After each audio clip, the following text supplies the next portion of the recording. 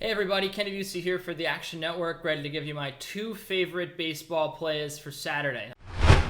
Now, I want to start off in the National League wild card race where we've got the St. Louis Cardinals chasing the Reds for that spot just outside the top two. The Reds sit a percentage point back of the Padres. The Cardinals 3 games behind them. Now, they did fall on Friday night 4-2, and I like them to exact their revenge on Saturday with a win at plus 105 odds, and here's why. The Reds' offense, since Jesse Winker went down with an injury on August 15th, has just not been the same. An 89 WRC plus ranks 23rd in baseball. Their strikeout rate is over 23% at the 11th highest in the league. And when you look at a guy like Miles Mikolas, who's had some decent success after coming off the injury list a second time this year, he can induce enough soft contact against a team not making a lot of quality contact and limit the walks. That's what he is known for. And I think that he should keep the Cardinals in this game long enough so that this offense can get to work. St. Louis has a 103 WRC plus over the last 2 weeks. That ranks 11th in baseball, and they know Luis Castillo very well. Castillo has started against the Cardinals 5 times this year. He has a 5.60 ERA in those starts, over 27 and a third innings. He's given up a total of 19 runs and 5 homers. He has not liked facing them. He's had a couple of nice starts mixed in with some bad starts.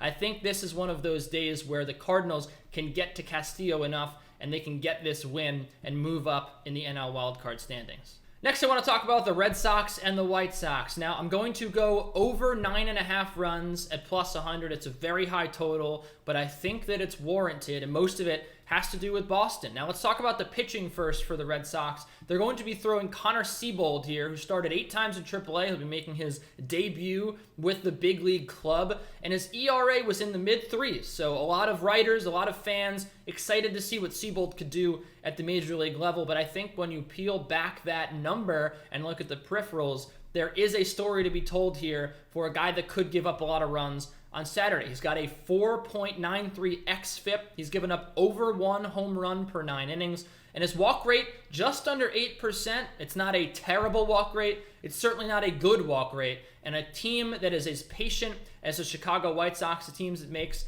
as much hard contact and hits as many home runs as this team, could be a scary sight for Connor Seabold. And behind him, you've got a bullpen that is the 9th worst over the last 2 weeks with a 5.20 ERA.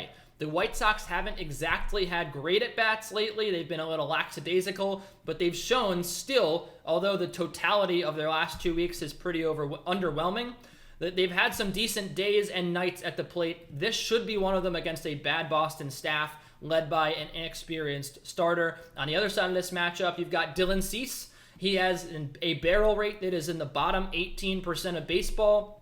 And the Red Sox have been hitting the ball incredibly well over the last 2 weeks. They've got the 5th best WRC plus at 117, and they have the highest barrel rate at 11.4%. So the highest barrel rate going against a guy that's given up a ton of barrels, a ton of home runs. I think that we're going to see a slugfest here between 2 AL playoff hopefuls.